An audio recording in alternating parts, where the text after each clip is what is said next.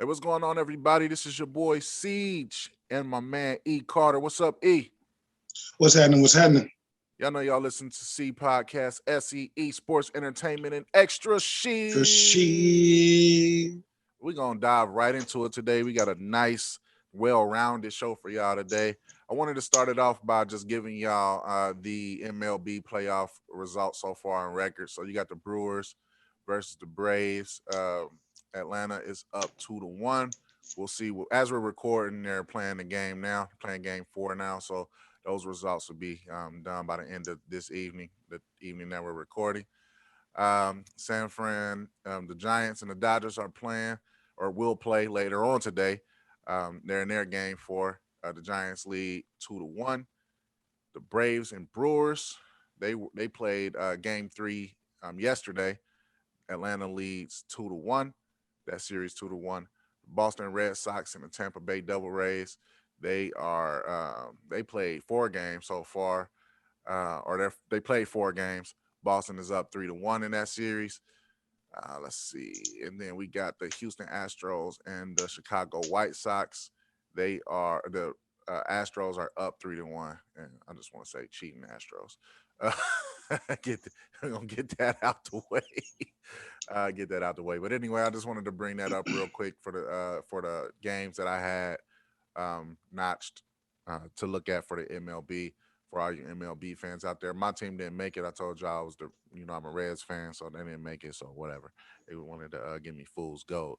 But anyway, moving along to the NFL, got a nice robust NFL topics for y'all today. I want to start off about talking about just the AFC North games in general. Start off with Cincinnati versus Green Bay. Man, what you think about Cincinnati and Green Bay? One, man, that was a tight game. I was kind of like, usually when my team doesn't have a 1 o'clock game, I usually like go to red zone so I can catch kind of all the games at the same time. And just watching the red zone, I ended up clicking onto that game live. Like, nah, I gotta watch the rest of this. It's going down over there in Cincinnati. But I don't know, man. Them boys look like they're the real deal, man. It's kind of sad to say. I know me personally, I gave them at least another year to be good. And right now, they looking like they answered the bell. It was definitely a tight game. Um, I I got a rant tomorrow on the 4-3 that's kind of related to this game, but so I ain't gonna go too deep into it. But missed field goals, man. They had a shot to win, man. They couldn't close the deal. And hey, I mean it just kind of happens like that in the NFL, especially when you're dealing with a guy like Aaron Rodgers and somebody who can, if you give him enough chances, he's gonna find a way to put his team in a good position to win. So they had their shot to take down, one of the elite quarterbacks in the game right now, and actually still maintain a good lead in the division, even though we kind of all equal right now. But they got the one division game already in the books. So, they had it right there for the taking, and it came up a little short. So I'm not ready to say that the real Bengals are the real deal yet, but I will say that they are on their way. Right. Yeah, I'm gonna get to that point here in a second. I just wanted to run down what they went up against. Like Aaron Rodgers, for people who don't really understand, he just came off an MVP last year. Then after his first game this year, against the Saints, everybody wanted to write him off. Like that's why he didn't want to come back because he washed up after one game. And then you had us saying it's just one game. We talked Right. about that on the 4-3. Like, just relax, y'all. It's one game. It's Aaron Rodgers. We see what he could do. And then he comes out this week behind the 8 ball against the good Cincinnati offense. At the very least, we know they have a good offense. And he goes 27 of 39 for 344 yards, 2 touchdowns, and only 1 int. 344. Wow. But that's not even the biggest picture. So he throws for 344. Then you have Aaron Jones, who has 103 yards. He averaged 7.4 yards a touch. And then Devontae Adams just went berserk. He had 11 receptions for 206 yards and a touchdown. Like, wow. So, I mean, you're going up against three Pro Bowlers or potential pro. I know Devontae Adams definitely a Pro Bowler. Aaron Rodgers is a Pro Bowler. I don't know if Aaron Jones has made a Pro Bowl yet, but hey, he's Pro Bowl I'm not caliber sure. player. Then you go see Joe Burrow. You look at Joe Burrow's side. He didn't have that rush. He didn't have that rushing attack that Green Bay Packers have. They had their highest rusher was Samaje Perine. I think that's how you pronounce his name. He went 11:59, no touchdowns. The only touchdown on the rushing game was Joe Mixon, who should be their premier running back. You know what I mean? He just had 10 carries for 33 yards. He only averaged 3.3 yards a touch. I will say that Joe Burrow and Jamar Chase's connection is real deal, like a real deal. He had 159 receiving yards and a touchdown, and that's kind of where I wanted to go to in this matchup here. Joe Burrow seems to me like the real deal, like you know what I mean? Like he has the Mm-hmm. arm, he has the poise in the pocket, as they like to say. I like to say he don't flinch in the pocket. Right. But you know what I'm saying? He's standing there, he makes his throws, he knows when to get out, he knows where to go with the ball. Now he's going to throw some interceptions. He's still young. You know, everybody throws interceptions even when you're not young. I see Eli Manning and Brett Favre. Right. Gunslinger. Right. So, but he has those skills, and then he has a receiver that he has that connection with. So I was like, wow, man, I think Joe Burrow's the real deal, man. I mean, I agree. Like I said, I gave him 2 years when he got drafted, and then I tried to put another year on it after the injury. But even him coming back after the injury, he looks good, man. And like you said, that connection that him and Chase got, that's all started back from college. So, they're just kind of picking up where they left off. So they definitely can they can definitely be a dangerous tandem in the league, quarterback and receiver tandem. Definitely. Definitely, and they're already kind of putting that that resume together, even though it's short. So that was decent to see, but at the same time, as a Browns fan, I hate to see it. I want everybody to lose, but except for us.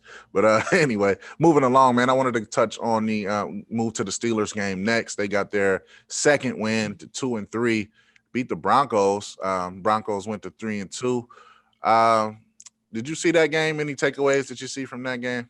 I really didn't. Like I said, I was watching the red zone during that game, so I really don't watch Pittsburgh too much unless it's an interesting game. They got it to work this game, and to me, I was the biggest shock wasn't that Pittsburgh won the game. The bigger shock was that Denver the real deal, because they started off, what was it, 4-0 or 3-0, and then they played us.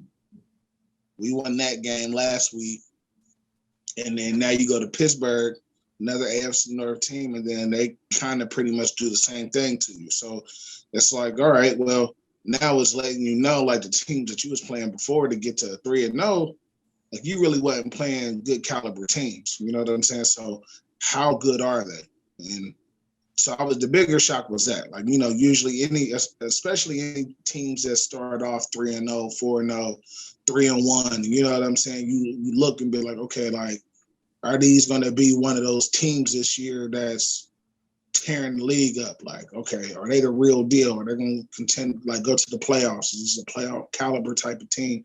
And right now, I think it's a lot of questions in that locker room on who the Denver Broncos really is. You just lost 2 straight after starting off so hot. So that was the biggest thing. Like, Pittsburgh already said what they're gonna do. They're not changing the offense. They're not about to switch nothing up. They're gonna keep running what they run. And like, shit, if we do it, get the repetition, it's gonna work. So they putting their faith in Big Ben. That's what they choosing to do right now. So shit. I mean, they can't. As much as I would like them to, they're not gonna lose. It's still Pittsburgh. They're not about to lose every game. Like Mike Tomlin over there, he's definitely a winner. So he's gonna do what he feels is necessary to win the game week in and week out. So I can't really count on them to lose everything, even though I would love to. I just need them to lose more than they win. But the biggest upset to me was just Denver in that game. Like, where are you guys really at? So that just kind of lets me know you haven't really played top tier defenses or offenses that can push the ball down the field and put points on the board. So yeah, that's my only take on that one for real. Yeah, man. And my fault. And then Najee Harris, he got his first 100-yard game, didn't he? Yeah. Yep. Yeah. So, you know, you just went to the wrong team, my brother. But shout out to him, you know, getting that first big chunk, you know what I'm saying, in this rookie season. I want to say I wish him success, but at the same time, I don't. Because, I mean, I like Najee Harris. I just don't like Pittsburgh. So I kind of want him to tank it. But yeah, that's what I got from that game, man. Right, man. I think Teddy Bridgewater, I like to call him Steady Teddy. He did what he was supposed to do. They had little to no running game to me. Like when you have two running backs with 8 and 9 carries, you didn't run the ball enough. I mean, you didn't run the ball enough. You didn't play keep away enough. Cortland Sutton had a great game. He had 7 receptions, 120 yards and a touchdown. That was good. I just think that the Denver Broncos are one above average quarterback away from having a great team. And I've been saying that. I knew Drew Lock wasn't the guy there. I mean, he's just Drew Lock. But I've been saying that for a few years. But they had to give him a shot. Teddy Bridgewater is better than him. They just need somebody. I mean, if they had Teddy Bridgewater and let's say Teddy Bridgewater had a better running game with that defense that they seem to have that shows up and then kind of not shows up, you know, like in this game.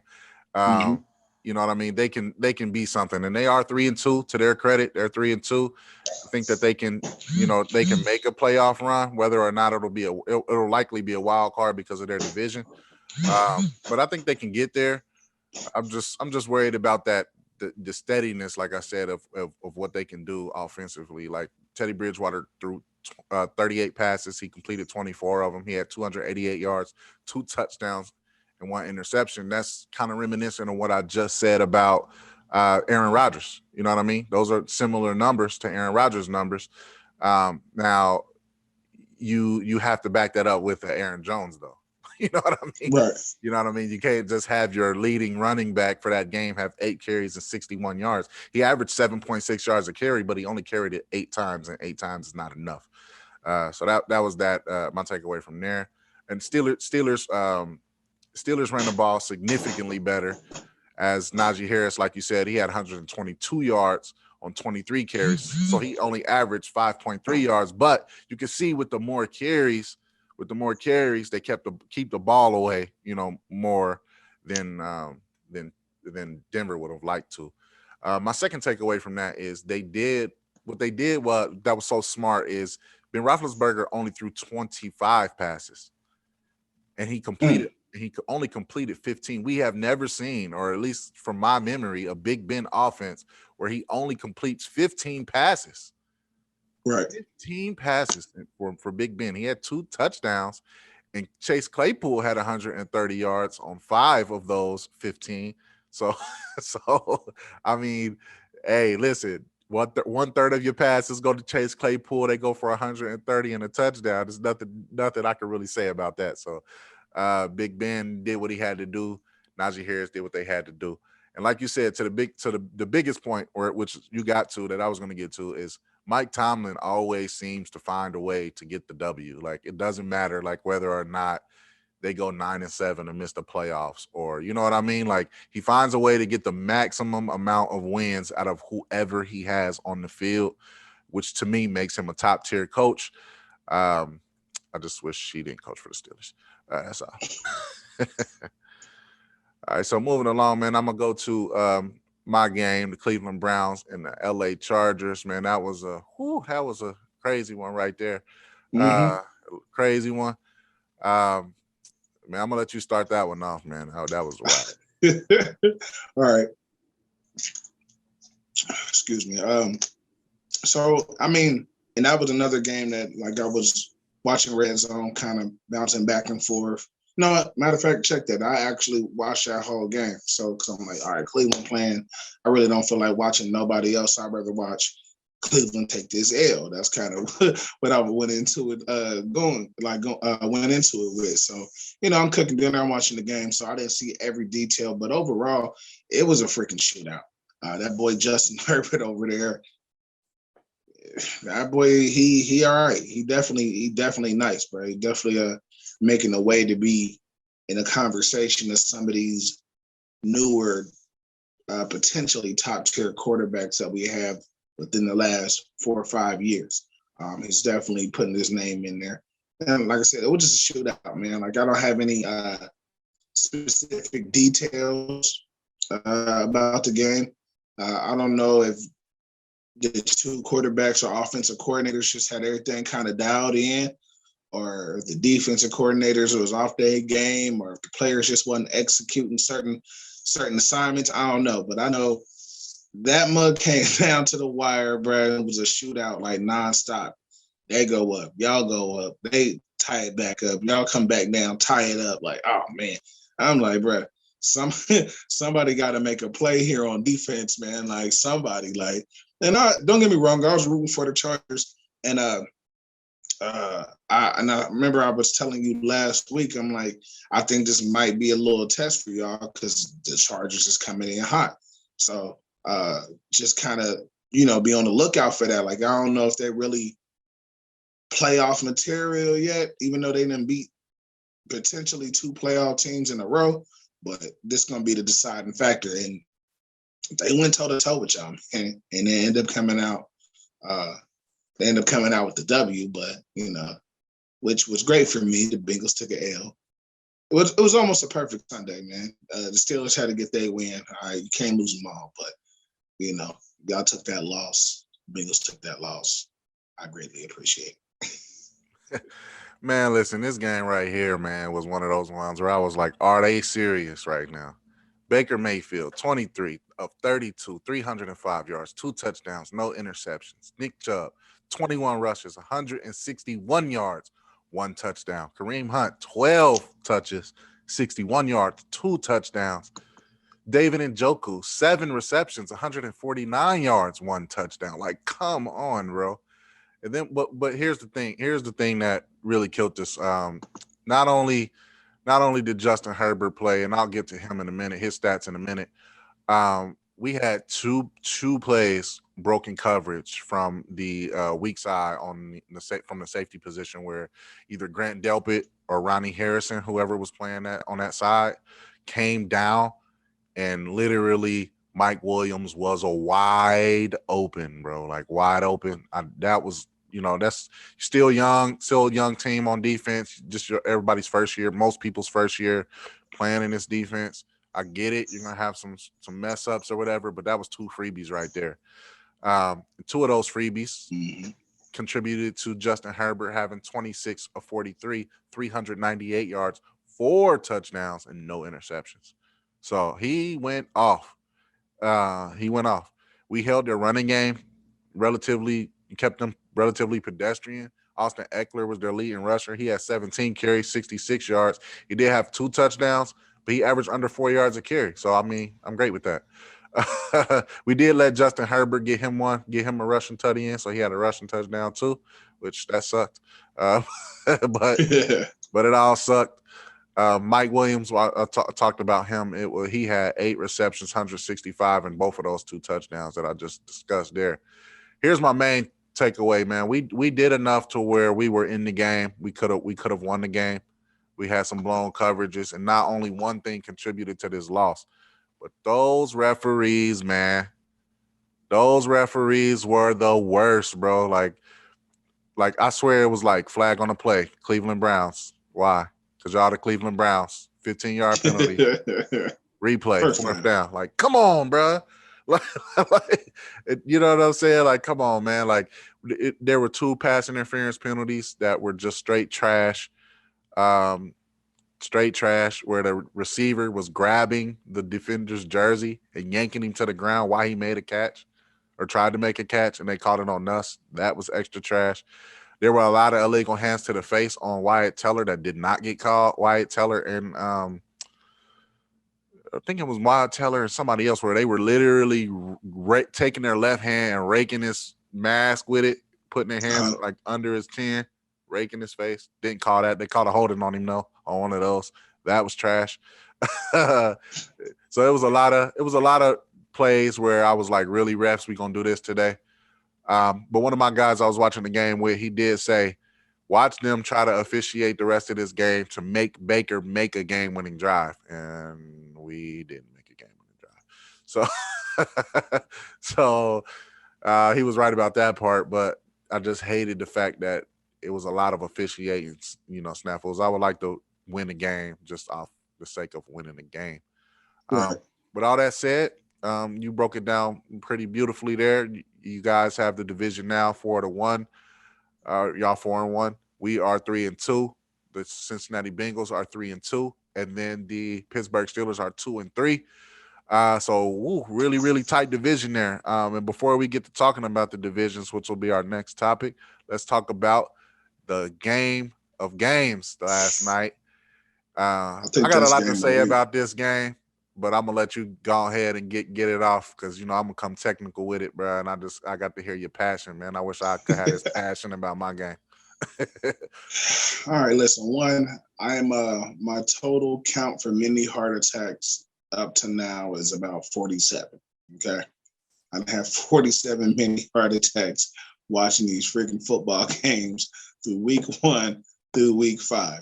Every game besides the Denver game has been a freaking nail biter. We got a 1-point win against Kansas City. We got a 66-yard field goal against Detroit. Like, oh my God, we got overtime loss to Las Vegas. It's like, oh man, like every time I turn around, it's a nail biter. Like some clutch stuff got to take place on both sides of the ball for us to pull it out. But overall, man, I just want to say not bad for a running back, right? Ever since Lamar came into the league, man, they always come into, man, they try to change his position. You need to be a running back. You need to be a receiver. You need to be a special teams guy or something like that. Return punts. Like, let's use that speed somewhere else. Like, no, that man is a quarterback. So not only a franchise high, he threw for 442 yards, 4 tugs. Like, he broke so many records, and I'm pretty sure, like you said, you're going to get on the technical side of it. He broke so many records. So much history was made last night during that game. Like, just most wins of players, quarterbacks under 25. And then he's probably going to end up leading that category because I don't think he turns 25, they said, until January.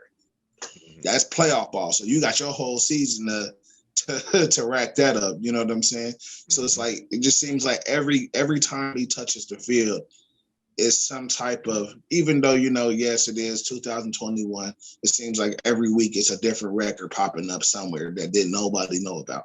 Like, he's the first player ever to ever do this. Like, when do we start tracking it? But anyway, it just seems like every week, man, it's something else that either nobody has done before or puts him in a category with very good company. Like, you and company, I think either tied Dan Marino's under 25 wins with under 25 or whatever, 25 years of age.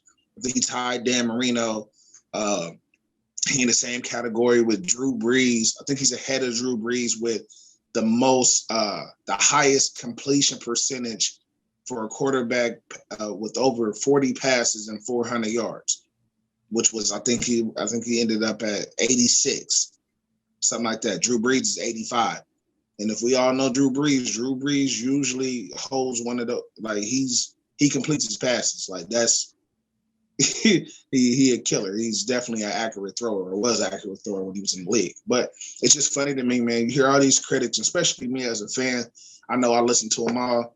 Oh, well, he needs to throw outside the numbers. He needs to get more accurate. I don't know how much he needs to go through his reads. I don't know how long his that style of play with him running around is going to keep up. That man is a quarterback. If you actually watch him play, especially this year, he's not looking to run. He's not calling hike. Now, this is a design run, but he's not calling hike. Oh, my guy's not open, I'm going to take off. Or I'm not looking at the coverage, I'm going to force one. He's not doing any of those things. And it's funny because teams still think that he's that quarterback from last year or the year before, to where we're going to put 8 in the box, 9 in the box. You know what I'm saying? We're going to bring a safety down, somebody with some speed, send them off the edge. Some people like to play back and have a spy, but they're going to load up the box because they know we like to run the ball. Totally opposite. They were saying, okay, you want to put 8 in the box, you want to leave me with one-on-one out on the outside. All right, I'm going to make you pay.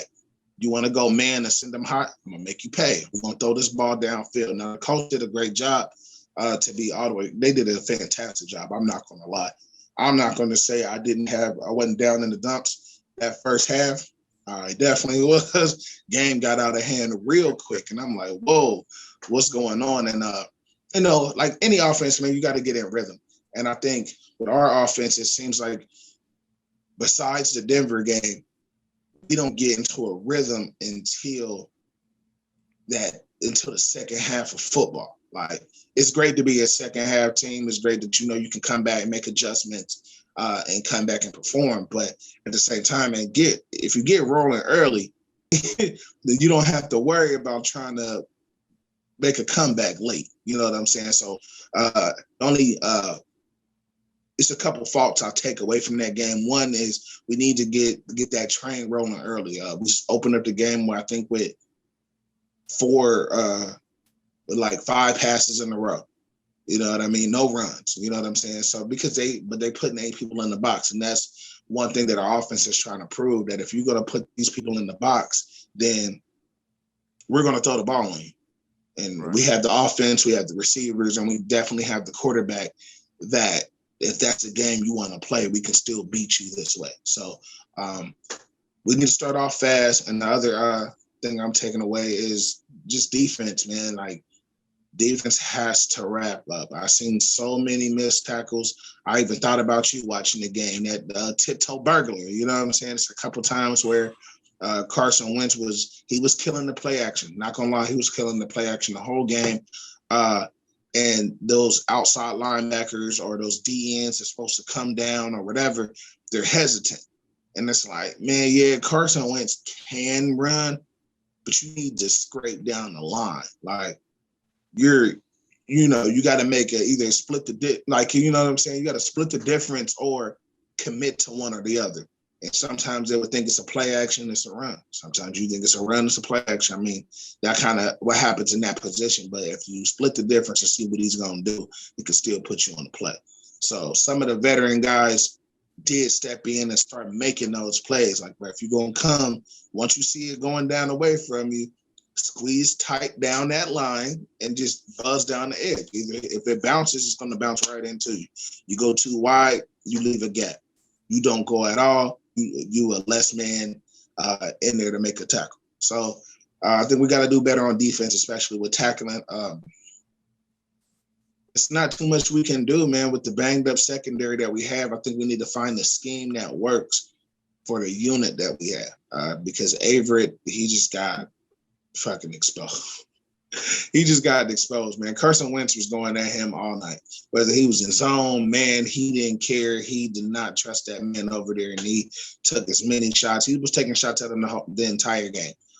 If you go back and just watch the highlights, 23 is going to show up on that screen at least 12 times. At least 12 times. So I don't know, man. I think we need to find a scheme. I mean, Baltimore is still gonna be Baltimore. I know we like to blitz. I know we like to play a lot of man. I believe in Averett. I believe he's a pretty good corner. I just think he just needs to be in the league longer. You know what I mean? I think overall, if he either stays with us or goes to a different team that can utilize him better, or whatever the case may be, I think the longer he stays in the league, I think the better he will actually get as a player. But it's just certain things that you learn with time and age. So I think he just got caught up in the moment. Carson Wentz is, as much as we talk crap about Carson Wentz and he can't stay healthy, he's still, when he is healthy, a very good quarterback that knows what he's doing. So he got exposed. Overall, man, great win, man. 16-point deficit. I think that was third comeback in franchise history. I think the highest is like 22-point deficit that was made by your boy Vinny Testaverde. But yeah, man, Lamar did his thing, man. 442 yards, 4 tugs, no picks, and then 50 yards rushing. He's the first player to do that too. So, hey, great game, man. And like I said in the beginning of this little rant or stint, not bad for a running back. Give my man his credit, bro. He is freaking elite. Right, man. Listen, I'm gonna start off with the Colts on the Colts side, man. They played a heck of a game. I just think this was a battle of the backup secondary units because they had a bunch of secondary go out during the game too. Um, my biggest thing for Carson Wentz was yeah, I call him Carson Splints because he always seemed to be in a splint, but Yeah. or hurt some way. So I call him Carson Splints. But he is a pretty good quarterback. When he's healthy and he has a nice team around him, he went 25 or 35, 402 yards, 2 touchdowns. You know, that's a great game. 402 yards, 2 touchdowns. He wasn't really helped by his running game much though. Yeah, he was. No, Jonathan Taylor had 53 yards and a touchdown. Marlon Mack had five touches for 47, which is almost 9.5 per carry. But he 5 carries. What can you do with that? But that was pretty much it. I mean, the reason why I was saying yes, they did. It wasn't a dominating fashion. It was just when those runs was coming. So Marlon Mack, when he got in, he was a third running back in there, and you still, yeah, he only got 5 touches, but you popping off like that. You the third one. You're not even. Yeah, but when you only your 3 running backs have 24 carries total, 24 carries total for the game. That is trash. You're not keeping you're gonna lose the game. Here's the thing: you're gonna lose the game when you're not keeping the ball away from the other team when you up 16. You're throwing the ball too much. When you throw the ball, the clock tends to stop more, and you give the other team a chance. So I think they gave y'all a better chance to come back due to the fact that they was airing it out so much. They should have just kept it. They could have kept it on the ground just a little bit more for my taste. Like I said, 24 carries for your 3 running backs. Like, that's trash. Naeem Hines is the second running back. He had 4 carries, 18 yards. Like, come on. But they also did that thing. I mean, like I said, it goes in the passing and not running. But some of those passes to me is just like sweep plays, some swing route screens. It's just like a inverted sweep to me. You know, you trying to get them in open space and like that. So they, like, basically, I was just looking at it as a collective, as running backs in general. Like, you got them dropping off under the screen, like the play action, like the runs that they did set up for what they was trying to do. They ran a lot of misdirection, a lot of play action. And yeah, it wasn't like they didn't run it enough. Like I said, those times that those runs came, a 16-yarder here, a 12 here, a 8 here. It's 3rd and 2. All we need is 2 yards. Boom, you get us 4. Like, you know, it was the times that those runs came that set up. Like, Frank Wright called a almost perfect game. Almost, at least in the first half, he did. In the first half, he called a decent. You know, everything was decent when I went back and watched the game. But like I said, when you're not keeping the ball away, like screens and play actions, that's cool. But I mean, you see short passes dropped. You see, like I said, 3.5 yards a carry for Jonathan Taylor. Like, okay, you might have got a 16-yarder, but then 4 more carries after that, you getting tackled behind the line. Like, that is not helping you. Mm-hmm. So that's the thing about that. Like, you know, when you run the ball, when you screen pass and you do all of that stuff, yeah, that can help you. But it only can help you as an extension of the running game if you're in a position to keep the clock moving and you're not behind. They played a little bit too conservative for my taste of being ahead. Not only that, their special teams unit, he missed 3 field goals, 4 field goals, something like that. That was garbage. He missed a field goal and he missed the extra point. And then, well, it was 3 total. One got blocked. So yeah, one got blocked. He missed the one for game. And then he missed and then he missed the extra point. Missed the extra point, yeah. So that didn't help them at all either. If he would have made that last one, we wouldn't be having this conversation. But exactly. But he missed. So anyway, back to the major part. Every time I see Lamar Jackson play, man, I think about what I said before that draft. I always say, no, who throws for 5,000 yards, over 40 touchdowns in college and can't throw? And I wanted Lamar Jackson so bad, man. I was sitting like, man, come on, Browns, bro. Just draft Lamar Jackson. Just draft him, bro. We didn't draft him, but it's cool. We went to the playoffs and we won a game last year, so I'm happy. But anyway, I saw this man go 37 for 43, 442 yards, 4 touchdowns last night. or not last night, yeah, last night because we're recording this on a Tuesday night. So yeah, he balled out, man, and then he had 14 carries for 62 yards. Like, listen here. This is my point about the running game. Your guy has 15 carries for 53 yards. Lamar Jackson has 14 carries for 62 yards and still put 442 yards on you. Like, you can't win when you have 53 yards rushing from your main guy. You're not keeping the ball away from a quarterback who can outrun you. Like, that makes no sense to me. But anyway, and then you had Mark Andrews was big time. He was just big time. And you talk about when plays were supposed to come, he was the hero, bro. He was breaking routes open, and then your boy Hollywood Brown. I ain't even calling him his first name today. His first name is Hollywood. How he played. That's how he was supposed to show up. That's how he is supposed to consistently show up. So he did his thing. But like I said, man, it was just, to me, it just seemed like a battle of who was going to be able to take advantage of the secondary units more so. In the beginning, they did what they were supposed to do. They just got a little bit too lackadaisical. Their special teams needs work. And then they kept trying to say, like, Blankenship had a hit problem. Well, if you knew you had a hit problem, why are we kicking field goal, like all these field goals? You know what I mean? Or field goals or whatever. So you on the field, bro. Like, you can't just, like Baker Mayfield after what game did we win? We played Minnesota Vikings. All his labrum, he had a torn labrum. So you was on the field. I don't care. Like he was out there. You ain't say nothing about the torn labrum before the game. Don't tell me that after the game or during it. Like, I don't care.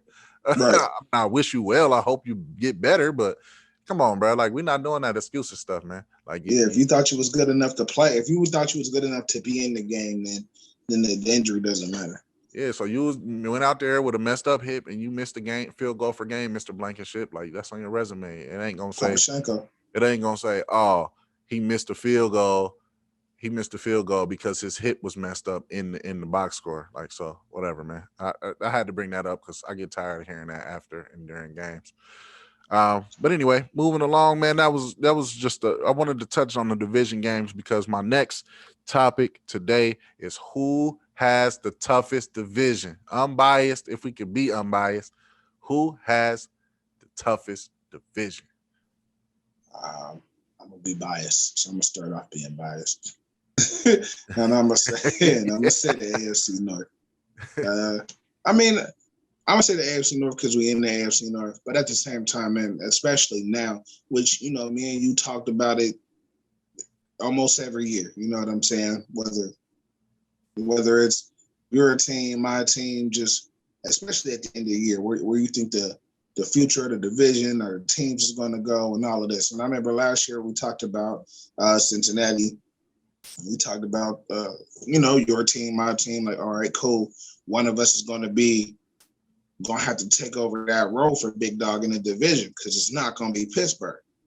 You know what I'm saying? So, yeah, we might have 3 teams in the playoffs, but who is that third team going to be? Is it going to be Pittsburgh or is Cincinnati going to make a push for it? So right now, Cincinnati making that push for it, and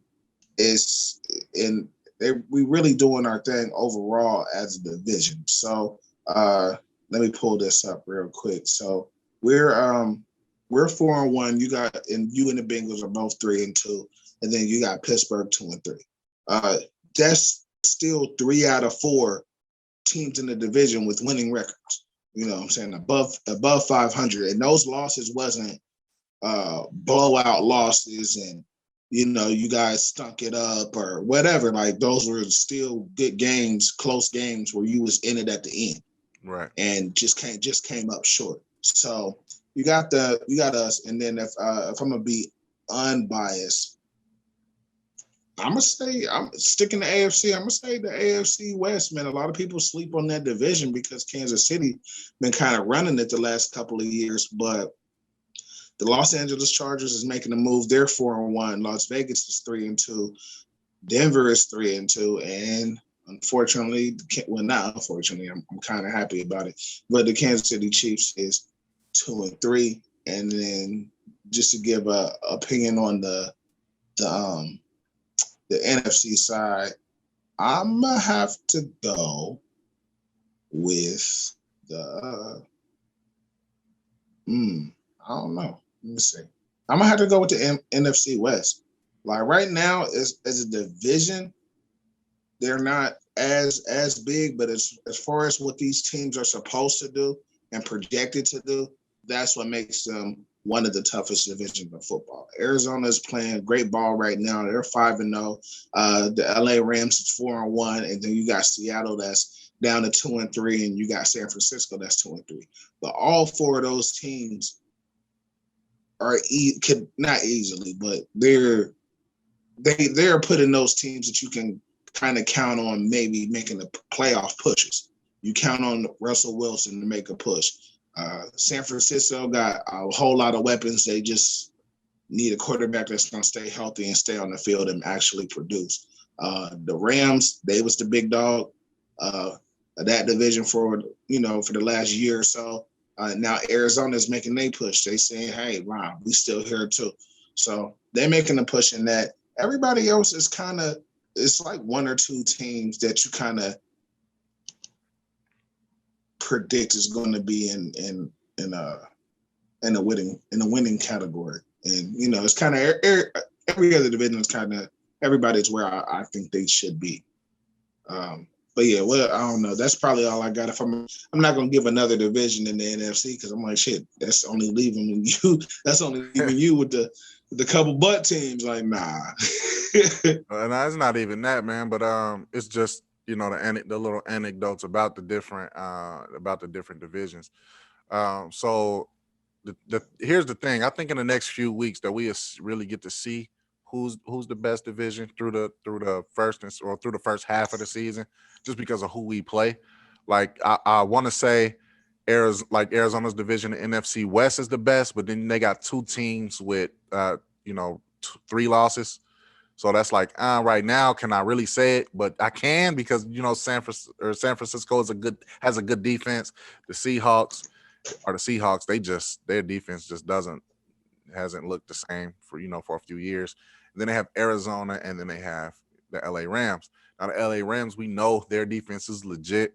We know their defense is legit. The Cardinals have been here before, so that's the only thing about the Cardinals. So they go undefeated, and then they lose a bunch. So I want to wait to reserve to say that they can keep it going, or wait to see if they can keep it going before I say that they're the best, because we don't know. I mean, we see how good they're playing, how many points they're putting up. Kyler Murray is playing MVP style football. So you can't really knock them now, but historically, we've seen, like, even in was it his first year or last year? I think it was last year. They went like 4-0, 5-0, and then they just lost a bunch of games. So I really want to reserve to put them at the top until I see that consistency there. I can't say the NFC North. Obviously, they have a team that hasn't won a game, so that's not there. We're just gonna knock them down a peg, and we beat the Bears. So, and we beat the Vikings beat us, didn't they? No, we beat the Vikings. We beat the Bears and the Vikings. Y'all beat the Vikings. We beat the Bears and the Vikings, so I can't say that they're better than us. NFC East is the NFC least. I'm not even going there with them. We're gonna leave them out. NFC South is interesting because they have a 4-1, 2-3-2s, and a 2-3. The only thing is, to me, is the Falcons, man. They have a decent offense. Their defense is trash to me. I don't like disrespecting NFL players all like that, but for the sake of NFL teams being NFL teams, their defense is trash. Saints, Panthers, fool's gold. They beat 3 teams in the beginning of the year, who the Jets, like, and then you go up against the Dallas Cowboys and lose and get smacked. So whatever. So they can't be the best division to me in my eyes. Just because of that, the Panthers, they got to play against good competition consistently. We know what the Buccaneers can do. Their defense just got to catch up to the offense. AFC South, they have a team that's winless, and then 2 other teams that's 1-4. Like, no. The Colts are better than 1-4 as far as just the look of their actual team when Carson Wentz is playing. The Texans, Jaguars, they can miss me with them. And then we know the Titans are struggling. You can't just – it's hard to have just a running back in today's league. We've seen Adrian Peterson. I mean, they have offense in terms of receivers, but they got people out mixing in and out, like A.J. Brown has been out. But we can get more into detail about that on another show. But they're not the best division to me. AFC East, they have the Jets in the division, so that's a no. The AFC West is interesting too because okay, so we just lost to the Chargers. The Raiders, y'all beat the Raiders. Chargers. What I say? I said we lost to the No, Chargers. We just yeah, lost to the that's what I said. Chargers. Yeah, that's what I said. We just lost to the Chargers, and then y'all beat the Raiders. So we seen y'all beat the No, Raiders. no, we didn't. No, we didn't. Y'all lost to the Raiders. Oh yeah, that's right. Y'all did lose to the Raiders. So y'all lost to the Raiders. We beat Y'all beat the we beat Denver. Broncos. Y'all beat the Broncos. We lost to the Chiefs too. So we lost to the Raiders and the Chiefs at the beginning of the year. So we beat the Chiefs and the Broncos. Y'all beat the Chiefs, the Broncos. We lost to the Chargers and the Chiefs. So those are our two losses there. Now, here's where it gets interesting about our division, right? So Bengals have the only division game, right? So they have the only division game, the only division win so far. So we haven't even went into division play yet, really. So we'll see that later down the road. For us, the Chargers lost to me. That was just straight ref trash and a couple little misassignment plays. So that was whack. Similar thing with the Chiefs too. Like we played the Chiefs tough. So, but we lost both games. So whatever, it is what it is.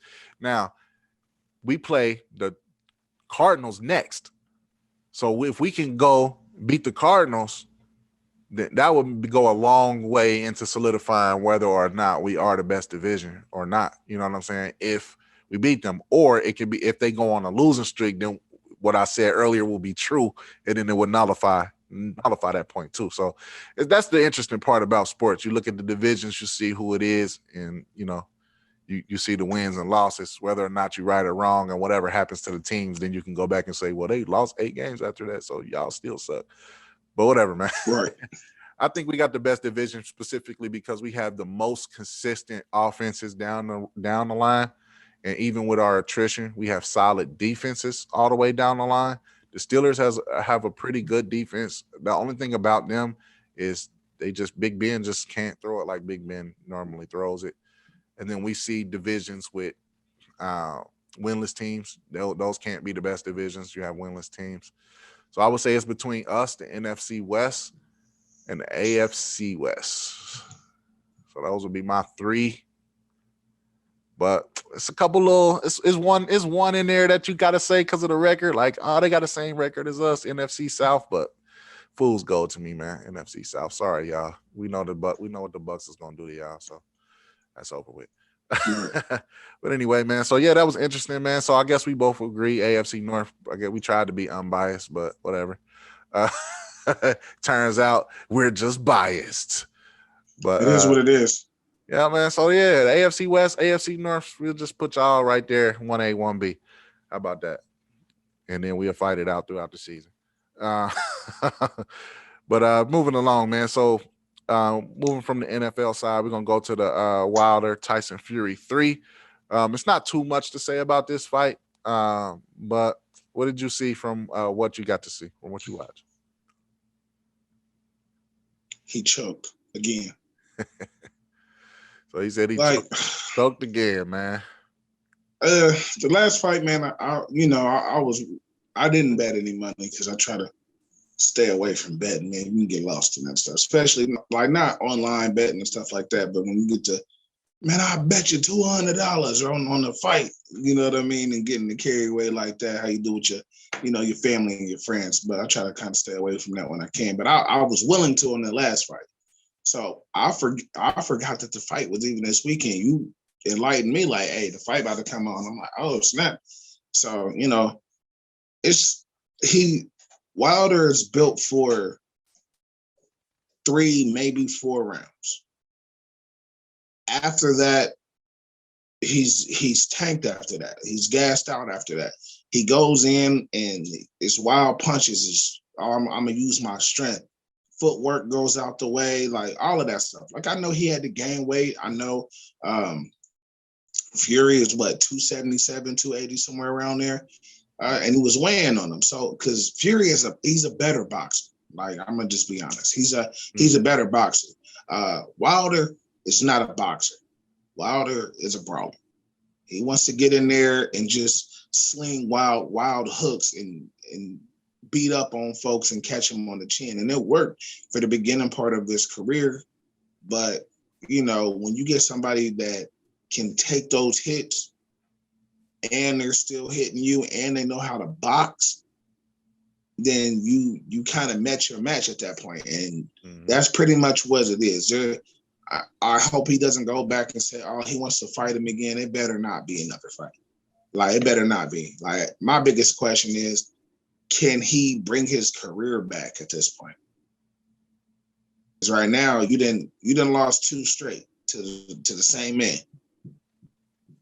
So I don't know. Like, is it a wrap? You know what I'm saying? Does he keep on going after this? I mean, I kind of still want to see him in the ring. I think he's got a talent, man. And the older you get, the wiser you get. So he should change up his game.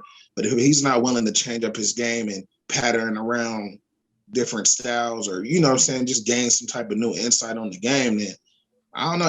He might want to go ahead and chalk it up, because Fury outboxed him 2 times in a row, and that's simply all it was. Is like, my endurance. I can outlast you in here longer than me. You know what I'm saying? Like, I can outlast you in here. Like, my stamina, like my energy, like, I'm good, and I see that you're tired, so I'm gonna pop. I'm gonna jab you to death. Maybe slip in a hook, and then I'm gonna lean on you. As soon as we tie up, I'm gonna lean on you. I'm gonna drop my weight on you, because you're not gonna be able to keep trying to push me off. Once you can't push me off, your arms get heavy. Once your arms get heavy, they drop. Once your arms drop, face wide open, and it's over. That's just boxing 1-on-1 right there. So he just got outboxed, man. Once again, disappointed, but it is what it is. Everybody can't win them all. Right. I think, man, the same thing. He got outboxed, but here's a couple interesting things about the fight. One, like you said, he was leaning on him. That leaning, I thought the ref like told him, like, all right, stop doing this, stop holding him in the headlock, like he was squeezing his head, squeezing his neck in his head, stuff like that. So the ref was like, stop doing that, whatever. Just boxing, you know what I'm saying? Stuff happens in boxing. The ref tells you, hey, cut it out, then you got to cut it out. But he kept leaning on him. Like you said, got to keep pushing them off of you. That's tiring. So before I even get into the actual boxing of it, I'm gonna talk about the 2 knockouts or 2 knockdowns that Fury had, that Wilder had on Fury. The ref didn't even start counting, bro. Like he went over there and told Wilder, like, get back, and then came over like, 1, 2, you okay? You all right? Yep. 4, 5, 6, and one of them he got up at 8, stood up at 8, checked Fury's gloves or whatever, and let him go. But the count was so long, dude. Like, you know what I mean? So I'm like, you didn't even you obviously wanted to keep the fight going, or you had something else on your mind, or whatever was happening. But the count process was so slow. So I didn't like that part about the fight or whatever. I would have liked them to, hurry him up, man. Like, get up. It's 10 seconds, bro. It ain't 25 seconds and then 8 in the middle, and then, you know what I'm saying? So I would have liked them to hurry Fury up, like, get up, bro. Like, I think that gave him time to catch his breath. But overall, I think Fury or Wilder came out in the beginning of the fight for those rounds that he normally are good in, first 3-4 rounds or whatever. He came out and looked like the better boxer. He was jabbing, hitting him with the jab. He was hitting him with the hooks. Once he get gas, man, it's over for Wilder, though. I think he came in too heavy. When you come in heavy, you're not used to fighting at a specific weight. You're gonna get gassed, bro. Like, you're gonna get gas sooner. And when he gets gas, he misses a lot. So in terms of him being outboxed, that's definitely true. We've seen historically great boxers outbox other people by outlasting them. Like, okay, well, I'm gonna do this and I'm gonna wait until I get to. That's Floyd Mayweather's bread and butter. He gets people into later rounds. They're punchers. Well, now I'm gonna just dance around you, do some shimmies, and beat you up because it's fun now. Right.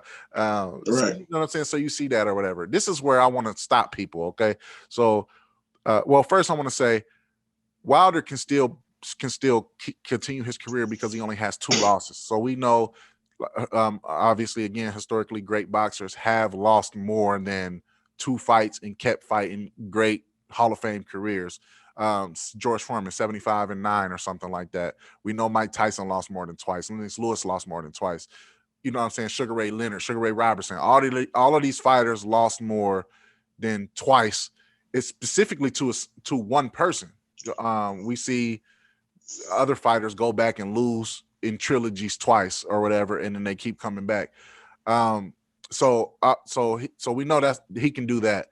I think the social media age kind of kills him because people are just so bashing and so much hate going on, man. Like just like you see somebody lose and it's like, oh, he over it, he whack, he trash, he can't box. Well, he wouldn't have been 40-0 if he couldn't box. Like, come on now. His style is just not conducive to fighting against an actual seasoned boxer. You know what I'm saying? So we got to slow down there. The other thing I got to caution people, man. Somebody put on social media, and I don't know if it was ESPN or not, but it got sent to me, and they said, uh, we have a sports group or whatever. Somebody sent it to me in the sports group, and it says, "Is Tyson Fury the greatest heavyweight of all time?" Now, I wish y'all would please stop it with this. Please stop it. He could not beat George Foreman in his prime or his later prime. He could not beat Mike Tyson. He would not beat Mike Tyson. Tyson would floor that man.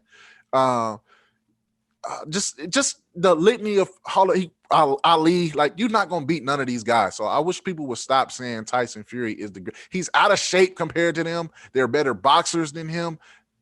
Some of them are faster. Some of them have better jabs. Some of them have better hooks. Like if Lennox Lewis caught him with a right hook, it wouldn't have been no 25-second counts and getting up and doing all of that bull. They would have caught the fight. Like, so I wish people would stop like saying this guy is the greatest heavyweight of all time. One, heavyweight division is not even what it used to be. It's getting better. It's getting better, but it's not what it used to be. But please stop saying Tyson Fury is the greatest heavyweight of all time. I don't even know if he would be the Klitschko brother in the prime. So I wish I would cut it out with that. So I had to go on that rant because I get tired of people sending me that, man. Nah, you good, man. I just never heard. I'm glad I've never heard nobody say that to me because I'll probably just stop talking to him. Like, yeah, all right, bro. It's could he ascend to that level? Could he ascend to that Hall of Fame level? Yes. All right. So he has 30 plus win, 31 wins now, no L's or whatever. Relatively young in terms of age. Boxing age, I don't know how much longer he'll fight, but it's like, yeah, he's at the top of the mountain right now. He has the belt, but greatest of all time. When you start talking about that, you got to start talking about who fought who in whose prime. Now we see Anthony Joshua just lost twice. I mean, he lost twice. So he's not at the pinnacle of what he used to be. People are waiting to fight fighters now. They're not fighting top competition when competition is at the top. They're waiting until people are getting watered down and withered away. And then they want to fight when they get older to get the big cash money instead of fighting, you know what I'm saying, to get the cash money then and potentially making these trilogy fights. Like, you know what I'm saying? So you can't say somebody is the best when they're waiting until everybody's 35 to beat the best. I mean, we see just like Canelo Alvarez, right? So Canelo Alvarez is at the top of the game now. He fought and lost to Floyd Mayweather before he even ascended to his prime. He lost to Floyd Mayweather, but now Canelo is, I mean, pound for pound, like, you know what I'm saying? So you got to be willing to fight the best and get in the ring with the best and potentially take a loss in order for me to say you are a pantheon great boxer or anything for that matter. So yeah, I'll leave it at that, man. He ain't the greatest heavyweight of all time. Please stop sending me that in my inbox. You probably gonna get blocked. but anyway, I had to put that out there because I got that. I'm gonna send it to you too when we get off of here. But anyway, man, so I just had to say that. But anyway, moving along, man, I just wanted to touch on the entertainment side. We done with sports. We're going to move to entertainment. Dave Chappelle. Man, Dave Chappelle. They trying to cancel Dave Chappelle for some of his comedic anecdotes during his comedy special. I'm going to leave this one off only because I'm just going to say this, man. Comedy has been specific ways for a long period of time, no matter who is doing it. They take different parts of life in our society, and maybe parts that we don't like, parts that we do like, or whatever, and turn them into something that's supposed to be funny, right? So, you know, it's all fun and games when when comedians say something that's not about your specific community, but it's about another community, yeah, it's funny. All right, let's laugh. But then when they come at your community in this new cancel culture day or whatever, now we want to cancel him because it's not about the other communities that he traditionally makes fun of. Now, here's what I will say: Dave Chappelle has been making fun of every community for years now. It's based his career off of it. See Dave Right. Chappelle show. I mean, all walks of life, all communities or whatever. Nobody was exempt. Nobody is exempt from Dave Chappelle or any other comedian at his level. So I just wish people would just, you know what I'm saying, like find the humor in life. I'm not now if you see somebody who's intentionally just dogging you, you know what I'm dogging your community and not shedding any light on how society can be better. All right, I get it. I got you. You know what I'm saying? Like John Gruden, which we'll touch on the 4-3 podcast tomorrow. Like saying disparaging things, but not having a better motive behind it later on. And not even that John Gruden was trying to let me say this. So disparaging comments should not be used for period, right? So we should period in the regular conversation. So John Gruden used his in the regular conversation. He was angry. Dave Chappelle is a comedian, so he uses his comedic anecdotes or whatever he says about communities in a funny light to shed light on what our society is. Like he makes fun of Donald Trump, he makes fun of black people, makes fun of white people, makes fun of LGBTQ community. Like he makes fun of everyone, and then he sheds light on how people can treat each of these communities better. So that's what I wanted to say about Dave Chappelle. Y'all need to cut it out. Leave Dave Chappelle alone. Bro, you can't cancel Dave. So for one, you can't cancel Dave. Two, like he said, he already got paid for it, so it is what it is. Three, this whole cancel culture is ridiculous, man. Like it's just like you said, like comedy. This is comedy. Comedy is supposed to be raw. Comedy is supposed to be unfiltered. Um, if you're going around and want people to play nice all the time, then what are you going for? Like, no, like it's okay when a black folk is talking about slavery, excuse me, or a white folk talking about I don't know. It's different when you got comedians talking about white folks, black folks, Jews, Indians, all of this stuff. And as soon as you hit this just certain community, then it's a problem. Like, no, we want to be accepted like everybody else. Okay, well, if you want to be accepted like everybody else, and I need you to sit there and find the humor in the joke. Like, all right, cool. Like, you know what I'm saying? A white guy can a white comedian can have a black joke. He's a comedian. He's supposed to do that. You know what I'm saying? Now, if I feel like that man crossed the line, all right, cool. Now I have to check myself. Like, do I still sit here? I've already paid him. I can't get my money back. Do I still sit here and support this guy? Or do I get up and walk out? Or do I sit here and still watch this Netflix special after somebody said something I totally didn't agree with? And it just grinds my gears to a point to where everybody wants to matter to everybody. It's like, my opinion has to matter. No, it doesn't. It doesn't. And I'm sorry to say it, your opinion doesn't have to matter to everybody. Like everybody has an opinion. You know what I'm saying? Everybody doesn't like the color red. So just because you don't like the color red, you're going to ban the color red for everybody else that do like it, can enjoy it. So for all the people who love Dave Chappelle, love his body of work, been following him his whole career, you want to try to get him canceled. So now can't nobody else enjoy his artwork. Like one, that's selfish, and you should really feel bad about yourself, because the things that you're trying to do to get canceled because you feel bad, what if all of those things that you was doing, we turned them things around on you? Like, well, I don't like this because of this. I don't like Lil Nas X because he was doing, whatever he was because doing with the devil in because his video. he Yeah, bought boobs. Like, I don't like because he bought boobs in one video and then didn't like, have them the next time. Like, bro, if you're gonna commit. Yeah. but you I'm just see what saying, I'm saying though? Like, you know what I'm saying? Like, yeah. oh, he was with the devil in this video. Now let's cancel him. But we don't cancel people who do things, who express themselves when they are a part of other specific communities. You know what I mean? So like, why when a black man says something about the LGBTQ community or cracking a joke or whatever, about It's a hateful your community being upset about somebody else saying something about you, and then you get upset. It's just weird to me, man. I don't know. Like I understand and respect everybody's opinion. You know what I mean? You feel upset about it. You got the right to be upset if that's how you feel about it. But also, Right. you got to look at it in its proper You got to look at stuff in its proper context. Like he wasn't Right. trying to disparage y'all and say, oh, your whole community is bad. And then even go back and look at his older body of work. Or what about why are we not canceling? There's so many people you can cancel.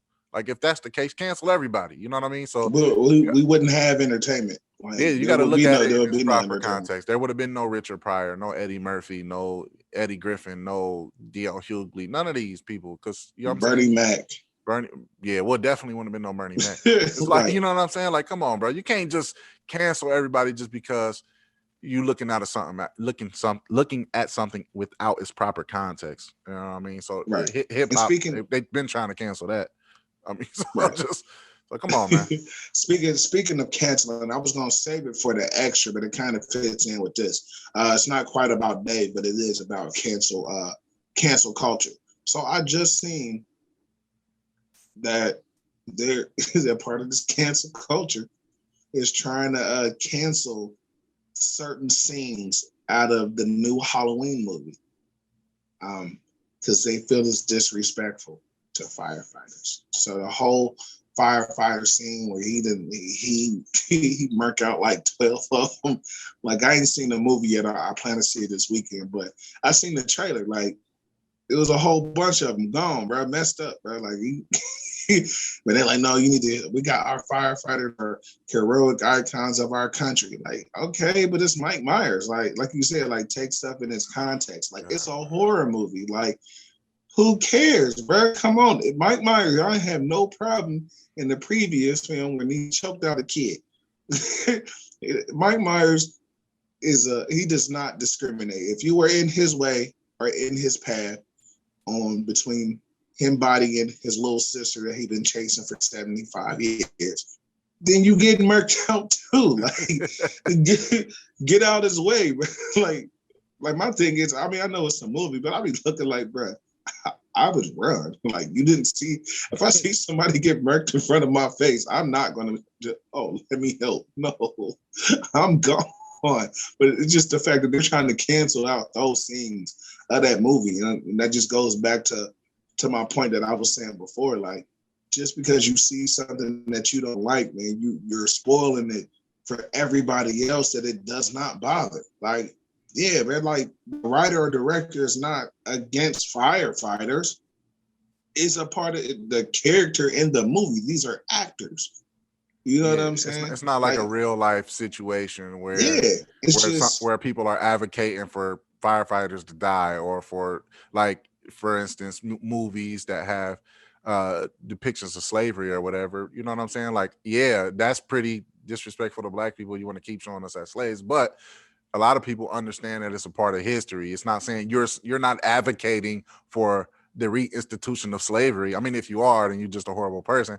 But right. but we're not looking looking at movies saying, we didn't watch The Roots and say, oh my God, cancel it because they're advocating for the reinstitution of slavery. Like, no. Right. Like I'm like, man, get out of here, bro. Like y'all not about to take Halloween from me, bro. Y'all not about to do it. Yeah, so yeah, man, that's a good point, man. Yeah, that's a good. I'm glad you brought that up. But anyway, man, move on from Dave, man. Dave, man, come on, man. I know you already got paid, man. Give us another one though. Yeah. But anyway, Can't cancel Dave. Moving Can't along, ban man. the We're gonna Dave, go man. to the extra sheet. My extra Facts. shit is funny, man. It's just funny. I was sitting, like I said, watching the game with a few of my fellas, my other fellas, or whatever. And we got on the conversation of thrifting, bro, like thrift shopping. Like, you know what I'm saying? He was talking to his mom. She said, stop pass or whatever.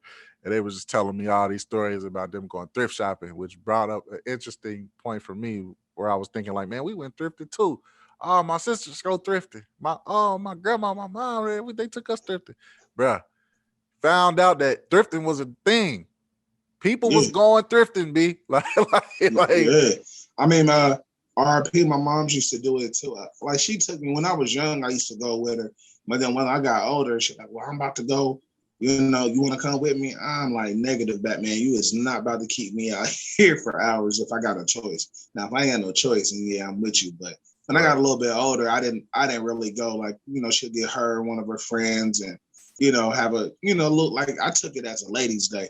You know what I'm saying? Even though thrifting is not just for ladies, but yeah, moms used to be there. I used to be there with her when I was young too. It's definitely a real deal thing. People, I don't know, society just overlooks stuff like that, man. It's some amazing deals where I had a Eddie Bauer top of the line button up, man. Mom's got from thrifting. Like, what? I got some J's from thrifting. Never been worn before from thrifting. Like, y'all need to get off that bull and go save yourself $1. Go thrifting. You ain't able to put your eyeballs on. Like, you can't just walk in and expect it to pop out. Now you gotta scoot. Right. We used to get so many toys and stuff from there when we was kids too, bro. Like people would donate their toys or whatever. We'd be like, "Hey, can we go over here?" We'd be over there digging in the totes, finding some gold in that mug. Right. As kids, then you get older. You know what I mean? You like, I really ain't trying to spend $20 on no pair of jeans. You go in that mug and get 10 for 20. Like, what's up? Like I ain't gonna lie. Like now, like I'm not against thrifting, but I forget about it. Like it's not one of them things. Like man, I need to go clothes shopping instead of me going thrifting and trying to catch some deals. You know what I'm saying? I'm going to Wally World because I just know what I know what Walmart got. Like, all right, I'm gonna go into Walmart, get me a pair of jeans, some sweatpants. Mm-hmm. I'm thinking like, all right, I can go to Goodwill and it might take me an hour, but I'm gonna get a better deal here if I search and find me something nice. I can get me a couple pairs of jeans, maybe some sweats, some shirts, you know what I mean? If they got some nice sneaks in there that's, not too far from, sometimes you can't bring all of them back. I ain't gonna lie. But sometimes you can. But still, it's like, you can find, like you said, toys for your kids, I don't know, man. Just look, all types of stuff, man. That's what, like, and I agree with you, man. It is, it's fun, man. It was something that my mom used to do when I was little too. You said you, your sisters, your grandma, your mom. Like I remember, I remember coming back, and we had to get bags out the car because they done went thrifting. I'm like, oh yeah, right. Like they went hammer. It's 50 bags in this. Straight up though. Like all these bags did on Christmas when we was little, you know what I mean? Those big bags was big bags of thrift clothes. Like we was hyped because you know what I'm saying, especially when you coming from a lower income household. You know what I mean? Now all that stuff new to you, bro. You know what I'm saying? Yeah, facts. That's new, but you don't even know. Like my mom, I don't even know if you remember that Bethel jersey that I had, that Iverson jersey, that high school Iverson. Mom's in, that wasn't no online buy. That was, she caught that thrifting. Still had the tag on it, brought it to me. Like, I know you in the jerseys. I don't know if this is a good one or not, but I'm looking at it, like, are you crazy? Right. This is a high school Iverson jersey, and every time I wore that, like I've never seen nobody that had a duplicate or nothing of that jersey. And every time somebody seen me, like, man, where'd you get that jersey? I used to always be like, bro, if I tell you, I got a kid. Like I had to plug, but I'm like, one, I don't know where my mom got it from. Like, but I know she didn't go nowhere and spend $90 on it. Probably would have been $120 on the Iverson jersey, like a high school Iverson jersey at that, stitched at that. Like, nah, this was an authentic jersey. Like, still had the tag on it and everything. Like, just sit there, probably got it for like $15. Like, what? Like, yeah, definitely, man. You can find, now I ain't gonna tell people you always gonna find gold. You might not always find gold, but say, hey, sometimes you're gonna hit in that mug. Sometimes, boy. It's like playing the lotto. Not really. It's a little better than easier than playing the lotto. But, sometimes you hit big, sometimes you hit small, man. As long as you hit. Right. Yeah, man. I had to bring that up though. So that's the extra stuff for the week, man. Man, that was a pretty good show today, man. I hope everybody enjoyed it. Y'all can always like, share, subscribe. I just linked everything to the Link Entertainment LLC Facebook page, so you can now go and listen to the podcast directly from the Facebook page. Yes, sir. So y'all can go ahead and do that. We trying to make it easy on y'all. That's why we call it the Link Entertainment, right? We link you to everything that you need, and that's great around you. Anyway, man, go ahead, drop your tags. Anything else you want to say as well, brother? Uh, you know me, man. It's E Carter, host of First Class Podcast. Um, like we mentioned a couple of times during the show, you can always catch me over there on the 4-3 podcast that we will be doing tomorrow. Check that out. Be on the lookout for that. Got another show coming on the First Class coming up this week. I have a current episode that's out. It's called Who Do You Run To? Please go check that out. That's on. We're on Spotify, Anchor, Google Podcasts, Stitcher, and a couple other platforms as well. I believe YouTube is coming up soon. You can catch me on Facebook under my name, my gov, Eric Carter Jr., or you can catch the First Class page, is First Class Podcast Media. I'm about to start bringing a lot more content to that specific page recently, so I'll be on the lookout for that. So I think that's pretty much about it. Oh, and before I get out of here, beard products are still and always available. I just a friend of mine, man, he just seen a picture on Instagram, and he tagged me in it and just showed his I think he's up to 8 months journey, and I've seen some of his friends comment on it, and it was like, man, you ain't never had no full beard. Like, you used to have patches, you used to have this. And he was like, man, thanks to my dude and his products helped me get there. So hopefully that should bring us some new business. So the products they definitely work, man. Don't just take my word for it. Every customer that we've had has always came back for some more. So First Class beard products is always available. If you're looking for more details, just get with me and say, hey, man, how do I get some beard products? How do I take care of my beard? And I'll definitely point you in the right direction. But yeah, that's pretty much all I got on that one. That's what's up, man. Yeah, man. So y'all know it. Y'all can find me on the Link ENT LLC, everything, the Link Entertainment LLC on Instagram, I believe. I might have changed that to the Link ENT LLC as well, but not entirely sure. I've been working on linking everything together for a while now. But anyway, like I just stated, y'all can listen to this and other podcasts of ours on straight from the Facebook page now. You can also listen to them on Anchor, Apple Podcasts, Google Podcasts, Stitcher, Pocket Cast, basically wherever you can find your podcast. You can also let us know if it's somewhere that you want to listen to it that you can't find it. I can have it up for you very shortly. I almost forgot to mention that we are opening up another business where we are doing custom everything, custom engraving. We're calling it Kurt's Custom Engraving for now, but we do coaster. We could do your coasters for you. Like I got Business Link Entertainment LLC coasters sitting over here. These are wood. We do them in acrylics too.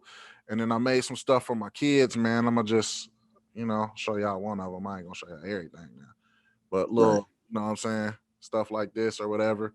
And it's just something that I like to do, something that we like to do together. Me and my boys, we like to do stuff together like this. So we cut these out, engrave them or whatever, and do little stuff like that or whatever. So some of that stuff is already up. So you can go to our Kurt's Custom Engraving on Etsy. I put the coasters up. I'll be putting name puzzles and keychains and all that type of stuff up there too. Anything that's Link merchandise, you'll be able to find that on the Link Entertainment LLC website shortly. So the Link Entertainment LLC.com, and for anything Link merchandise or whatever. And if you need something engraved, the number will be there on that Etsy page. I'll have a designated website specifically for that soon. Until then, man, any inquiries, you can hit us up on the Link Entertainment LLC.com or the Link Entertainment LLC on Facebook, at the Link ENT LLC on anything else. As always, man, it's been a pleasure, man. I'm always glad to talk sports with my brother E. He ended it last time saying not bad for a running back and came on with the not bad for a running back again, y'all, man. Come on, Browns, man. Y'all gotta let me. I'm trying to do some chance on this baby, man. So this week, beat them Cardinals, and I'll be so impressed. But anyway, man, that's a wrap for the C Podcast, SE Sports Entertainment and Extra. Extra she. Until next time. Yeah. Yes, sir.